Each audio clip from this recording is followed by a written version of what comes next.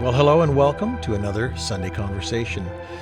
I am Alan Masters, and I want to tell you that I am just coming out of my drug-induced high. Yes, food. These holidays always bring a lot of interesting foods into my house that aren't normally there. Lots of chocolate and cookies and things that my wife would normally just say, you don't need that. And now you can't stop it. Matter of fact, my kids had a cookie contest, who made the best cookies. Anyway, I hope that you had a good couple days off. I did. I spent time with my family, my three little gorgeous grandchildren. And other than the drug-induced coma I was in from eating so much, it was great. I wanted to do a talk today about being able to face your problems. Because most of us, we don't want to face our problems. We want to get lost in them, like most of us did over the last couple of days. But, they're going to be there. They're going to be there when the sugar high wears off, the coffee high, the food high, the drug high. A lady called me the other day and she says, I just can't quit smoking pot. I can't quit. I keep on, it's in my purse. It's there. It's convenient. And I get down and I said, well, it ain't going to throw itself away. It ain't going to stop on its own. A journey of 1,000 miles begins with the first step. So you got to just throw that away. You got to just learn how to just say no, because we are going to continue to do these same things over and over and over again until we finally say enough. So facing our problems and our faults is another one of those things. So many people are afraid to let go of the wrong. Because, I see people all the time, family members even, that hold on to things for a lifetime, holding on to being angry at mom, angry at dad, angry at brother, angry at sister, angry at kid at school, whatever it's going to be. We hold on to them. We hold on to them like a bag of rocks. They're my rocks, mine. You watch the little grandkids. I watch my 1.5 and 2.5, and it's like the bigger one pulls it away. It's mine. We do that with our bag of rocks. My problems, mine. We hold on to them. What good does that do? We need to be able to face them. A friend of mine says, illuminate your problems. I remember when I was, 30 years old, and I was going through a tough time in my life, and my father says to me, you need to turn and face your problems. Go and face the people. And I remember thinking, no, I don't want to be found out, if you know what I'm saying. Inside, you may not say it on the outside, but you know what it feels on the inside to be afraid of being found out for making a mistake, for being wrong, for doing something stupid, for choosing to do something stupid and wrong. But I realize that Jesus did not come here to judge us. He came here to save us. Mostly from ourselves. And we're so busy judging others and judging ourselves that we can't remember the simple fact that Jesus came to save us, not to judge us. Jesus doesn't judge us. He's the one that will free us from that. The truth will set you free. The truth is, he does not judge us. We judge ourselves. And it's foolish. No good comes from it. So along the way in life, I finally decided at a point that I had gotten to where enough is enough. I thought I need to just face these people and face these faults. And many of us will have to do this for years and years and years because we give it about a 15%. We face it with about 15%, not being 100% truthful. Just, I may have made a mistake there. I'm kind of sorry. You're either sorry or you're not. You can't be halfway pregnant. You're either pregnant or you're not. So what I've realized is that the more pure of heart I am in my apologies, the more pure of heart I am in my own consciousness of these things that I've done wrong, the mistakes that I've made in life, the dumb things, the things that I thought, well, that's just the way it is. Well, whenever you think you know, whenever you pontificate about life, you'll find that most of the time it's just a bunch of garbage, a bunch of hogwash, a bunch of things you've been taught, the culture you grew up with in your family, the school you went to, the group you hung with. But I realized that I just need to be brutally honest with myself. And it's not as hard as I thought it would be. It's not as difficult at all. I just have to let go. I have to let go and let God.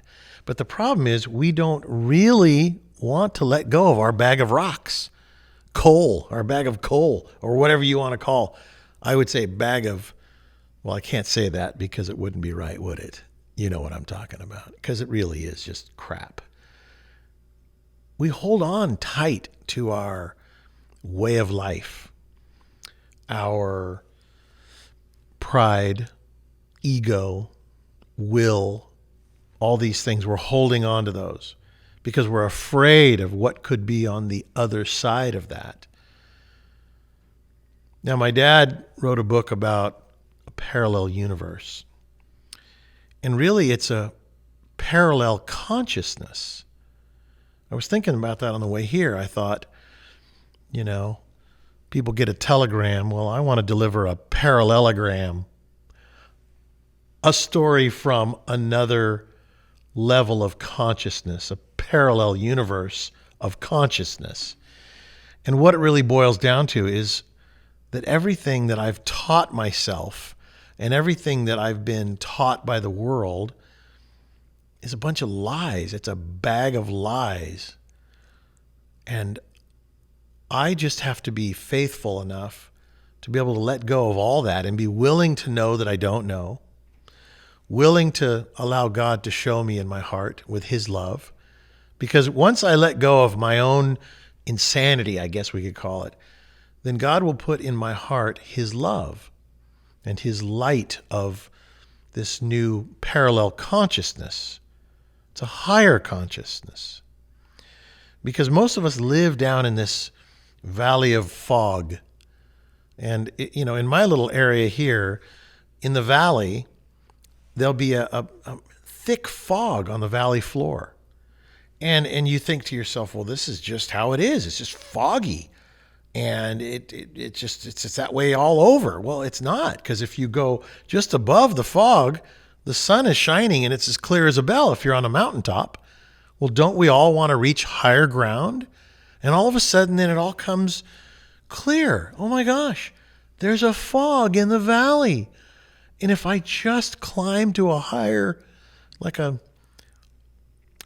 place inside of my own self, I can see clearly to the other side of the mountain, to the other mountains on the other side of the valley.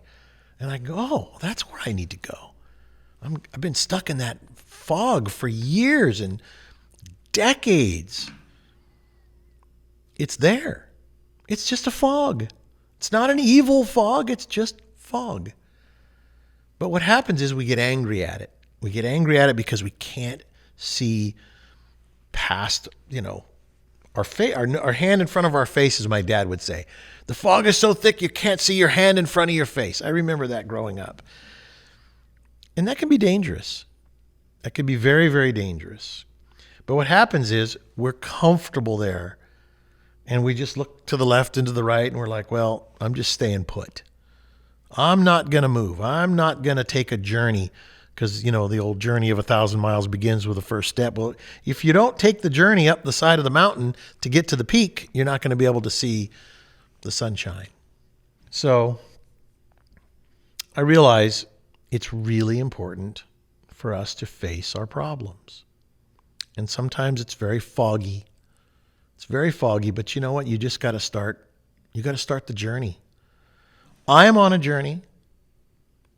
I am on a very personal journey, but I'm willing to share it because I feel like so many of you that are watching this are on this same journey and have been stuck in this same fog bank and wondering, when am I going to see the answers, or when am I going to hear the answers, or when am I going to, when is, Jesus going to come back, or whatever you want to say. But the reality is, a journey means that you're moving. You've got to keep moving in life. If you're on a journey, you're not sitting there. Because if you're just sitting there, you're going nowhere. You got to start moving. You got to get out and interact with the world. Every one of the interactions you will have with people in this world are going to take you somewhere. They're going to take you on a journey, because you'll be looking at somebody, talking to somebody, and the next thing you know, you're having an argument and you're getting angry, and all of a sudden you have a chance right there to say, okay, well, wait a minute, I'm getting angry. Why am I getting angry? Not that you're going to sit there and have a conversation in your head while you're having an argument with somebody else. It's just a consciousness. It's an awareness, and you can go, there you are. There you are, Mr. Anger. No, I'm not going to let you take me today, because this is my journey. See, because the anger wants to take you on a whole separate, on that parallel consciousness journey. I want to go on a journey to a higher consciousness. And so I'm learning how to not get angry. I'm just to be aware of it is really all it takes. And this is what the meditation exercise will teach you, is once you are conscious of it, you have an opportunity to just look at it and it goes away. Because when you are conscious of it, that is the light from your Father in heaven shining a light on the liar. And he goes away. He doesn't like the light. The truth will set you free. And as you see the truth, you become free from the chains that bind you, that hold you from taking your true journey. And I've spent, I don't know how many years being this same person, that all of a sudden now I'm like, wow, I don't have to be that guy anymore. I don't have to be that person anymore. Because really, I've been like, have you ever seen the elephants chained with a big chain on their back foot? I was watching something, Coming to America with Eddie Murphy, very funny movie. And I saw the elephants, and I noticed the chain on the back foot of the elephant. That in the television show, in the movie, you wouldn't really notice it, but for some reason my eye caught that, and I said, that's what we're like. We got a chain around our ankle, and it's just a little short chain, and then it's pounded into the ground, and we can't go anywhere. That chain is the fact that we are chained to our sins, the sins of our past, the sins of our thoughts. As a man thinketh, so shall he be, right? So I am learning how to unchain myself from each one of these transgressions, sins, you can call it whatever you want, the lower nature, the fog bank of my life. Because as I'm conscious of it, I can see how to untangle myself, in essence. Because I can unhook the chain. I can release myself from the prison. It's my choice. It's your choice. We choose, through being angry, to stay in the fog. We choose that. Every day, we make choices, and we are the sum total of those choices, and we either choose to stay in our own little prison, or we choose to seek higher ground. And as you approach higher ground, and I see it in the comments that you make, many people have said, I've been listening to, Roy Masters for many, many years, decades, half a century, because my dad's been doing this for so long, and I think, wow. And they're so appreciative. You are so appreciative of him unlocking the lock in your mind that kept you in that fog bank, the fog bank of anger, resentment, contempt, judgment, the emotions that we have, that God gave to us to give us kind of, they're the, I guess they're the, how do you want to say this? They are the colors of the rainbow of life, because life is very bright and very brilliant and shiny. Okay. And sure, we have to have all these emotions, but we have to learn how to control our emotions and not let them control us. So once people understand that secret, they all of a sudden are different people. I'm a different person. I'm very thankful. I'm very thankful to my dad that on his journey, he decided that he was going to start writing these things down and start writing books. You know, the secrets of a parallel universe. To me, it's the secrets of a parallel consciousness, which is a parallel universe. It's so different. I walk in my life today on a different plane, on a different, almost a different universe. Even though I can see the regular world, it's like right there. I can see it. But I'm not in that world. How can that be? Because my consciousness is why? Because I'm conscious and awake, and I'm not sleeping in the hypnotic state. I'm not sleeping in a hypnotic state in a parallel consciousness. So I'm very grateful. I was thinking about my dad the other day. I had a conversation with him, and he wasn't feeling well. He had a stomach ache, and he was kind of, just not himself. And then, I don't know, maybe an hour or so later, he called me back we have an iPad thing, and we can see each other, and we have a conversation. And he says to me, I just wanted to say thank you for helping me get through that little tough spot. And I thought, he's such a gracious man. And he was thanking me, and all I did was talk to him. But when you're not feeling well, you just feel like the world's crumbling down on you. And anyway, but I thought to myself, if I can find the grace that my father has found, that he has tapped into, because, we're human beings. We're all going to have lots of opportunities to overcome our emotions, but he's human, and he has, good times and bad times like the rest of us, but he always deals with it. He always, in the end, always deals with it right. And it brings him back to consciousness. Most of us live in this unconscious, unhappy, upset, painful existence of doubt, anguish, anxiety, frustration, bewilderment. I don't even, because I don't live there, but I've been there. It's not a nice place. I don't want to go back there. I enjoy this more conscious place that I've found. And I hope that through my father's teachings and through having these conversations, perhaps you guys can, it resonates with you, and you can join me on these mountaintops, because nobody wants to be in the fog. Nobody wants to be in the fog of life. That would probably be a good name for a book, The Fog of Life, because so many of us are trapped there. But, I was thinking how when I first started this journey of sitting here doing these talks, it was like pulling teeth.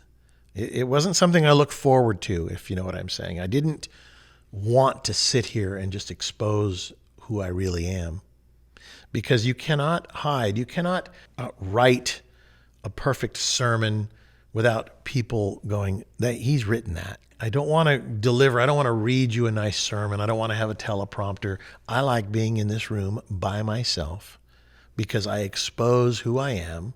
And I could do it with an audience, but it's actually easier when there's nobody here. I would think the average person would say, well, it's hard to sit in a room and talk to yourself. Actually, it's not, because I am not alone. I feel like my father, not my dad, but my father in heaven is sitting right, or I'm sitting right beside him. I'm not alone on this journey. I have a buddy. And God in heaven gave us Jesus to help us to endure this journey. And he set this perfect example. And he lived that life so that we could see how he could do it. And we also can do it.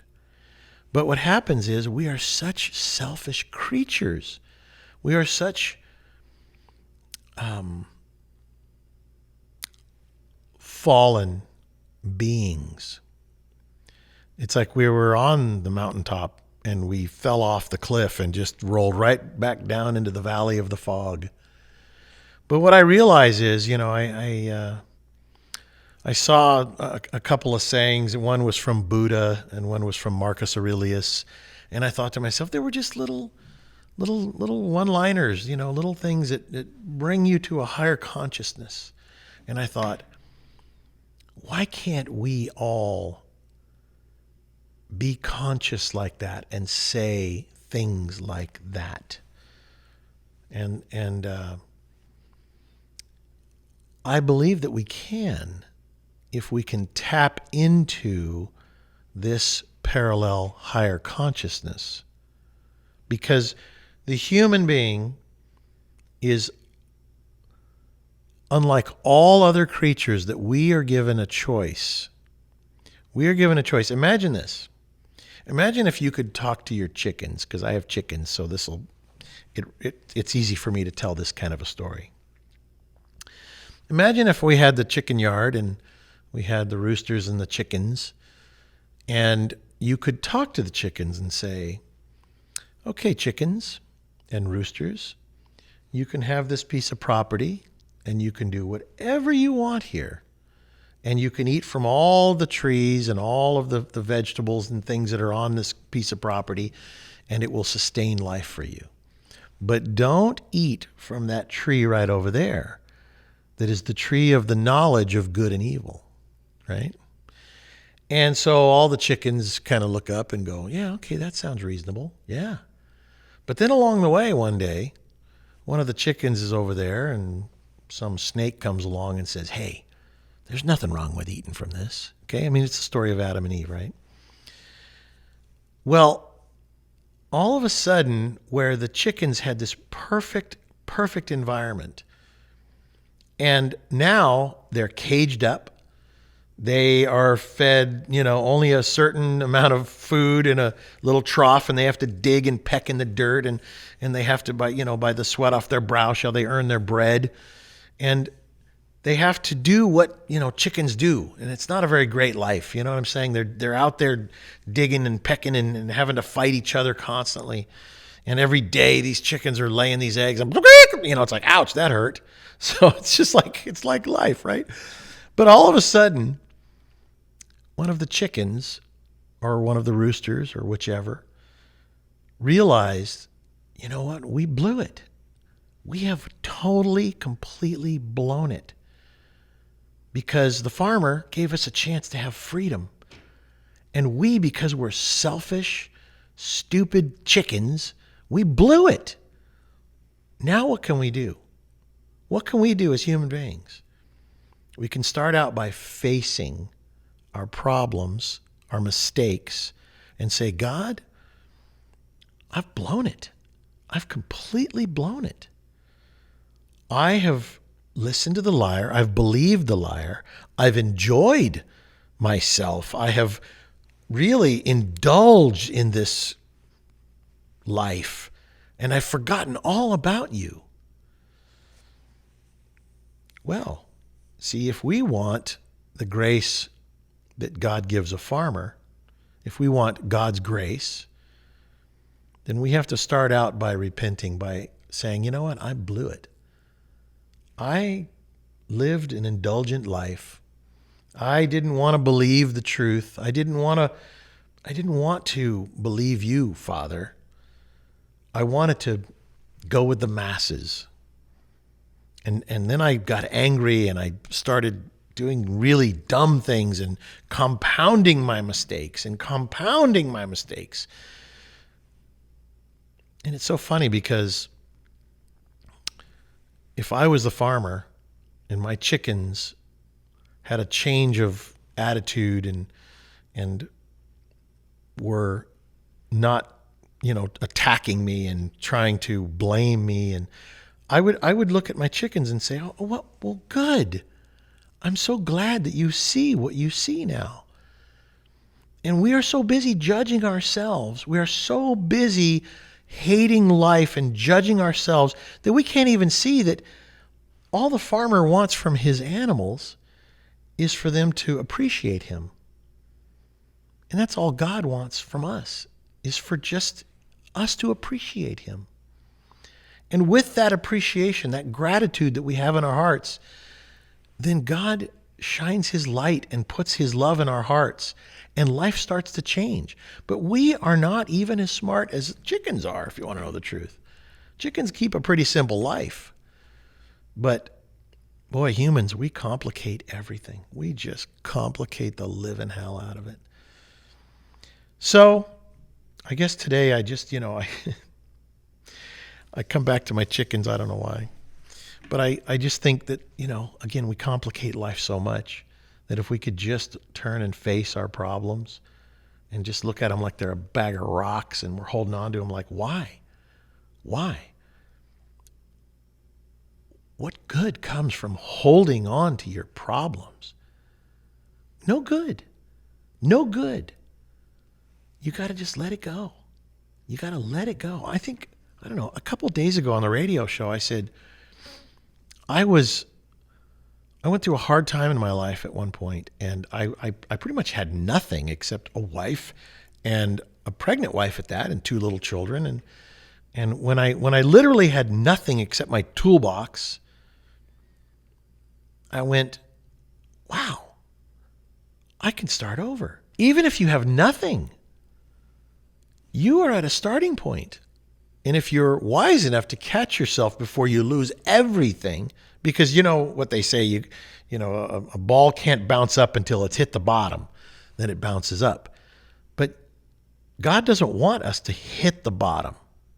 That's what we do to ourselves because we're holding on to that bag of rocks, trying to take it through life. And all the time we're stuffing more rocks into the bag and dragging it through life.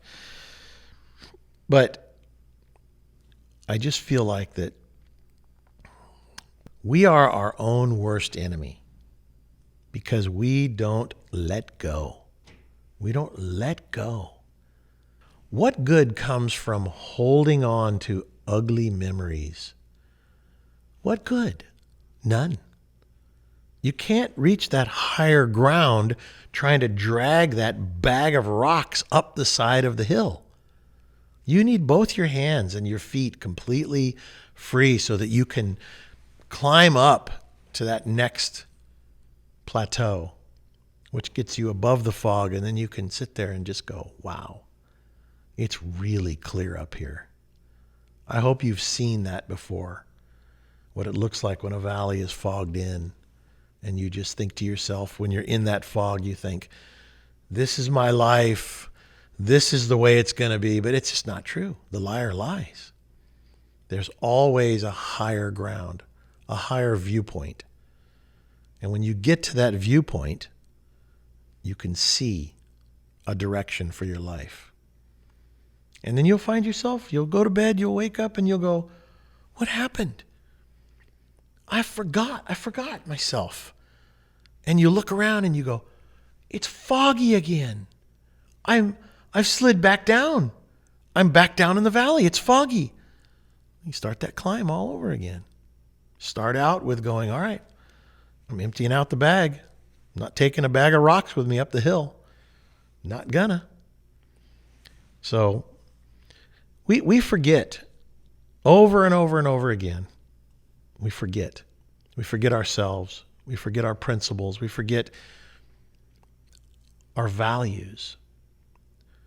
We've forgotten the values that if we were taught them as little children, we forgot all about them. And oddly enough, with my grandchildren now, as I'm teaching please and thank you and, don't grab and whatever, the rudimentary basics of human life and existence, working with other people, you start to realize, wow, I do have those. They're in there. They're ingrained in me. But somehow I have walked through life in this sleep state that my father talks about in his book, The Hypnotic States of Americans. We walk through life in this hypnotic state, just stepping on people, being cruel and rude to people, judging people. Those are all those rocks in the bag. And then when somebody calls you on it, and says, you're not a nice person. You're like, what are you talking about? You hold tight to your bag of transgressions. There is no salvation with that bag of transgressions. You got to let go of it. Let go of it. Because if you expect God to allow you into the other side with this bag of garbage, it ain't going to happen. You got to let go of it. And then guess what? You're lighter. You feel lighter.